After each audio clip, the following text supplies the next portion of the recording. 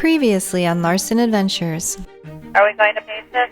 I don't think so. It's a little dangerous to go across the Mazatzal Wilderness. I don't know, you want to go to Payson? On final 2-4. And we're on the ground in Payson. We just haven't flown over such huge mountains before at like 9:30, 10 o'clock. Good thing those are updrafts.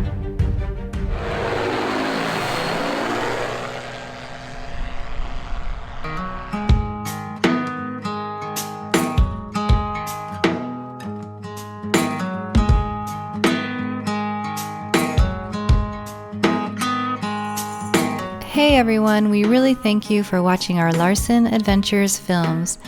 We also love reading your comments. If you enjoy our videos, please like and subscribe. It promotes aviation and helps our channel.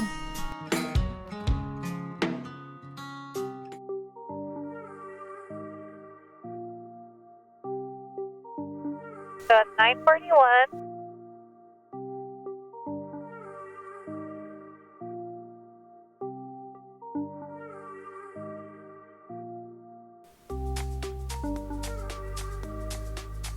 Right, gate 8 Zulu Zulu, taking runway 24 for a northbound departure. Payson. Well, let's see how this thing flies at this altitude.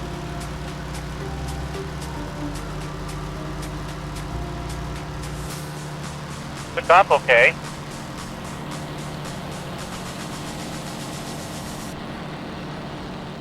I'm going to follow behind her for into right downwind, runway 24. Payson traffic, Butterglider Romeo Hotel is right crosswind to right downwind for runway 24, Payson. And aircraft doing maneuvers. We are doing aerobatics. Not doing aerobatics, I'm avoiding a collision.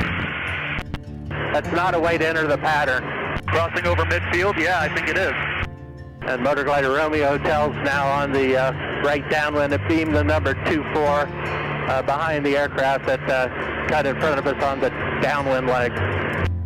We're now number 3. Alright, we're up to 6,000 feet already. Well, we're up to 6,500 feet. Is this exactly how we came over? 64114, No. turning final, 424, touch and go, Payson. No, I didn't think so. We were way over there. That's what I thought. And what's your decision making on that? Well, I'm kind of going, I'm going to check to see how the winds are, just going right over the top if we can make it. We'll see what it's like. So there's not a whole lot of wind here, so...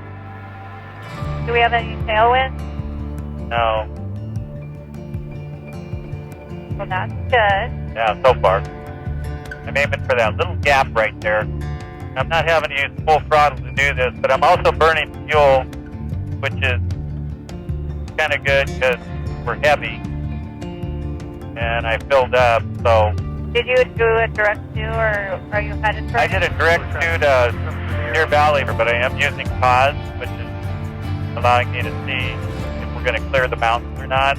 And we're climbing out 100 feet a minute is all, but we're going real slow. We're doing 56, and then once we clear this, we'll be up higher than anything around here.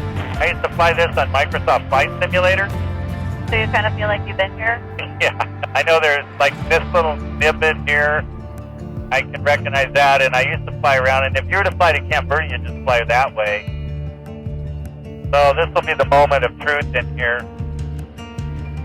If I start hitting an updraft, I'll stay with the updraft. There's an updraft right there. So I'll probably stay out in here for a minute, get a little bit more altitude. So I'll turn to the mountain. And I'm watching all my temperatures because this is a long... Wow, we're at 9,169 density altitude. Wow. What's the temperature? Down to 68 degrees. And I got to watch the class Bravo. There's 8,000 foot shelf. 8,000 to 9,000 foot.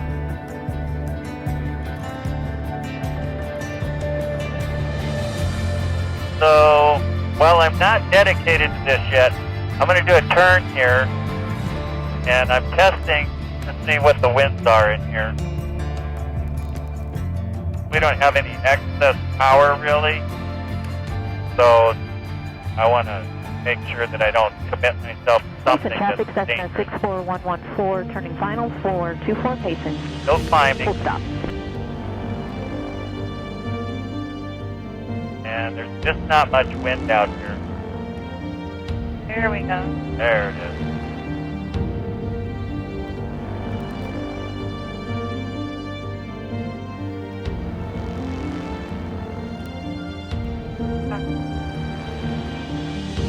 Away from it for a minute.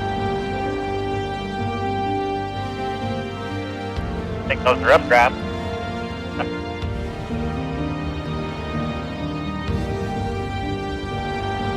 Yeah, it's getting cold here.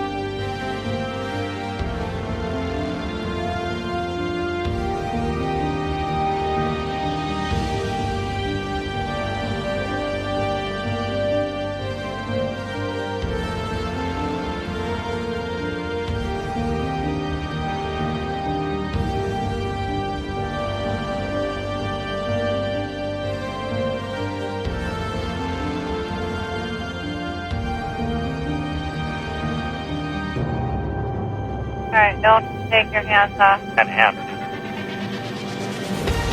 Oh, yeah, that's a really good updraft right there. Real good one. 200 feet a minute, that's what I like.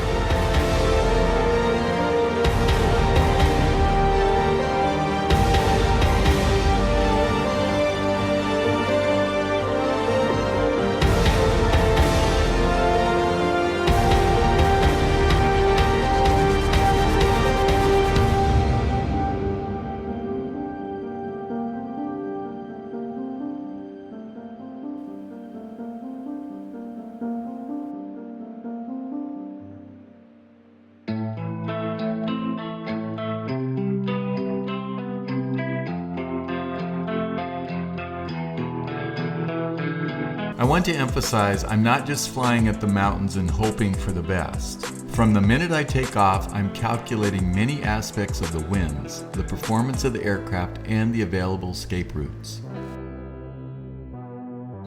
Obviously, when flying near mountains, there are various concerns. This is a warm day where I'm able to wear a t-shirt while flying at high altitudes. The density altitude does play a significant factor on performance of the aircraft. As air moves across the ground, when it hits the mountain, the air will speed up to go over the mountain. If you're flying with a tailwind, you can normally expect to encounter a gain in lift as the air is also forced upwards. The stronger the updraft on the good side of the mountain is an indicator of how strong the rotors will be on the back side of the mountain. I like to climb and use the updrafts to assist me in climbing. After the lift goes away, it is normally a good indicator that you're above where the rotors will be. Other factors I look at are flying into ascending or descending terrain. Flying onto the backside of the mountain while you don't have enough altitude for a safety margin is very dangerous. There are more considerations than what I'm voicing here. These are just some of the basic considerations I use for mountain flying. If conditions were not safe to cross over the high mountain range, I would have turned around and landed back at the Payson airport. Flying out early in the morning when the air is cooler and are continued to climb, burning fuel and gaining necessary altitude for a safe flight. In other words, do whatever is necessary to make it a safe flight. Don't commit yourself to something unsafe and always look for your options. I first chose the safest area to cross the mountain range. Since I had a tailwind, I turned 45 degrees while approaching the mountain and then fly parallel with the mountain, paying attention to the rate of climb. I included a 360-degree shallow turn to gain altitude and stay near my intended crossing point. I keep adjusting my approach, flying closer to the ridge until there was no more ridge lift. Remember, you don't have to be flying over a mountain, only near a mountain for it to be dangerous. Understanding winds and how they react with the mountain is paramount to safety. I'm not giving instruction on how to do it, I'm just telling you what I do. Like I said, these are just some of the basic considerations. Before flying in the mountains, it would be advisable to seek qualified instruction.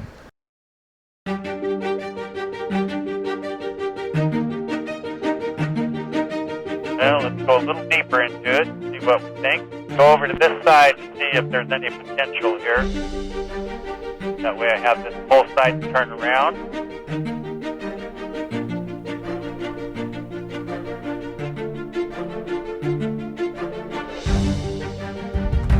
Look at this canyon. Not really doing much here.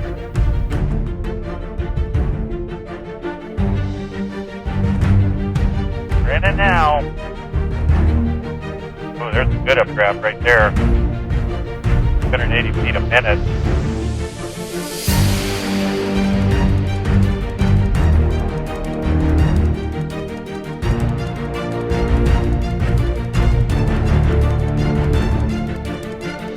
Turn with it a little bit.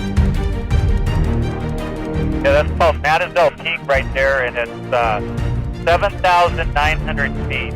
We're 7,600 feet. So the very, very highest one is still 300 feet above us. We're at 230 feet a minute up right now, so we're in a good updraft. There's a nice one. That's what I want. Another 200 feet a minute.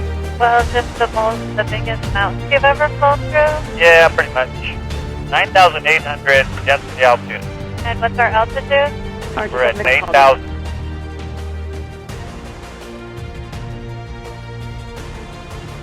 Standing Still downwind. doing 200 feet a minute. Speed this up a little bit. I'm just trimming it a little bit faster. I'm taking it out of so much of a climb. We have enough altitude. Do a little more. Pulling my nose down just a hair. I'm going to cut power just a hair. Bring it down to about 5,100 RPM instead of 5,200. When you have such a huge mountain range like this, Yeah. where are the rotors? Well, Well, I know the rotors are on the backside, but where's the back when it's this big? that's why when you commit yourself to something like this, before I committed myself to this, I tested the waters. I used a little bit of the final over the freeway. ridge lift to help us climb up. Rotors can be all over. Just imagine it if it was water. Right, that's what I was It can be everywhere. Okay, that's what I was thinking. But there wasn't much wind, and especially there wasn't much wind down low, that whole face. So I don't know what the winds are up here, but the winds are up here won't cause rotors. The rotors are caused by the winds that are moving across the ground. Okay. So if we hit turbulence way up here, it's probably not from the rotors at this point. Okay. Yeah, because at Bartlett it said it was 13, Yeah, I know. gusting to 17. And we saw a lot of wind on the ground there, but it's a small band. It's a small band, right? So I want to descend now. I want to get below 8,000 feet.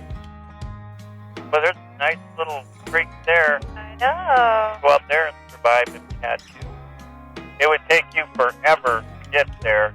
Unless you found a landing spot. Like, look, on top of that hill to your left, you could land there. Right there. Oh, it looks like maybe. I think we could land there. And then hike over to the river. 63 degrees up here.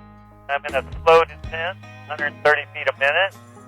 And just so you know, if there had been wind on the ground back there, there's no way I would have done what I just did. Oh, what would you have done? Would we stay there? No, I would have flown down the road, burned off fuel, climbed up, and then when we hit Mount Ord, I'd probably try to be above Mount Ord.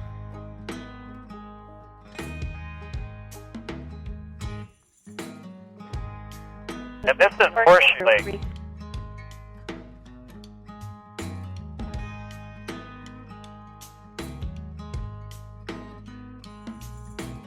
This is where I almost died canoeing this. I canoed this at 60,000 CFS. Yeah, you heard me right. 60,000 CFS. That was insane. I got sucked down and it got dark. And then I had to canoe all the way from here all the way down to the dam. Because they parked down at the dam. I didn't know it. I was sleeping at the time. And the dam is way on the far side. Yeah, way down. Over there.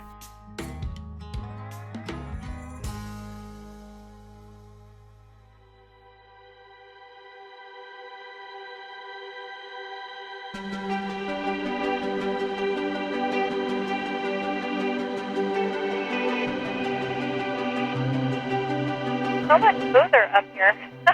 We don't fly up here very much. Well, we're not done yet. We got to descend, but yeah, it's been nice. There's the wind for us. Come on, Buckeye. Right now it's 11:14. Did all that before noon? Damn, that's amazing. Tower is closed. Cloud further assistance in Class Bravo entry contact Phoenix approach on 120.7. Yeah, that's really poopy water. Usually pretty blue. Look at this place down here with the homes. Buckeye traffic report strike, 1 mile final 17 Buckeye.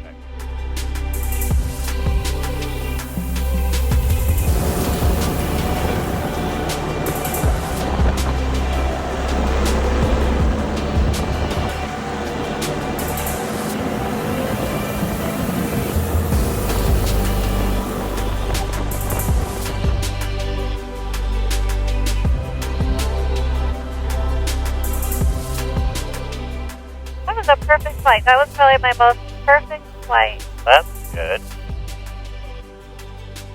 We landed Buckeye at 11:35. It was 102 degrees and we didn't really have nearly any turbulence until we got near Buckeye. We did have a little bit of turbulence as we were climbing to get over the big mountains, but nothing near as I feared could happen. Just completely amazing.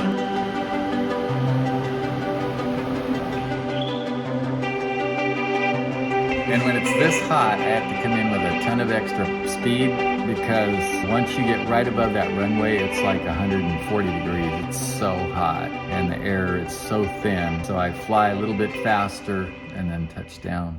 Makes it easier. Yeah, well, you did awesome, baby. Thank you, dear. Thanks for watching.